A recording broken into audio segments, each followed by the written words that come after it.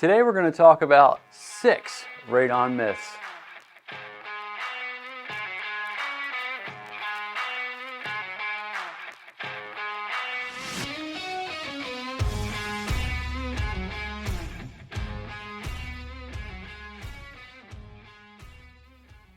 Myth 1.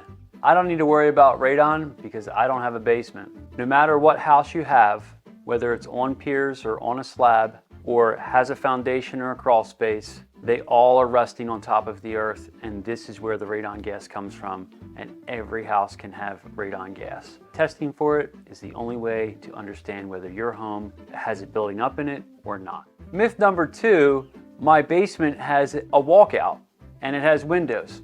I don't need to test for radon. Wrong again. Any home, any basement should have radon testing because the gas can get trapped in the house itself. Radon gas is coming from the ground, and whether it has windows or doors in the basement does not mean that your levels won't be raised. Myth number 3, my house is built on a slab. I don't need to test for radon. Wrong. Again, any home that's built on top of the earth can have radon gas in it. We've tested more and more slabbed properties and have elevated levels. It is an important piece for our homes to be testing to make sure that your home does not have elevated levels. Any crack, any hole, any opening that's around the bottom of your house or in and around your home can allow the radon gas into your house, and that's how it's getting trapped there. Myth 4, our neighbors had their house tested and they don't have high levels. Why should I test? Every house is different. Your house sits on a different parcel of property. The underground area where your home is has different areas or cracks or openings where this gas can come in.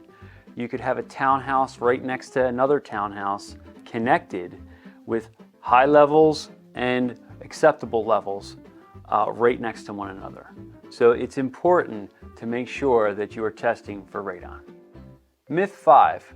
When I purchased the house, I had a radon test done and the levels were acceptable. Why should I retest? The EPA recommends that we test every 2 years. And the reason for that is that our homes can change how they breathe. It's one of those things that the way the air comes into the house and the way the air leaves the house is what's drawing this radon gas into the property. It creates what we call the chimney effect. Also, underneath of our homes, the earth is moving. So the crevices and cracks underneath our soil that are allowing the gas up and in, these are all pieces that are constantly changing. And the only way that we know whether our home is affected by it or not is by having it tested. Myth number 6, our house already has a radon mitigation system. I don't need to retest. I'm sorry, but wrong again. You do need to retest. You want to make sure that the system is actually doing what it's supposed to. Just because the system is in place doesn't mean that it's pulling enough air out. It doesn't mean that it's doing what it's supposed to. EPA recommends with or without a radon mitigation system, we should be testing every 2 years. Another item that often we don't think about is if we do any weatherization to our home. Like, hey, we put new windows in our house. Hey, we put a new front door on the house. Hey, we're getting ready to put a new addition on our house. Ideally, we should test before we do that and after we do that to make sure that we're not creating a new way for the house to pull this radon gas into our homes. If we add new windows, we're tightening up the house so we have less dilution of air coming in, which means that levels could be raised. So that's 6 myths about radon and radon testing.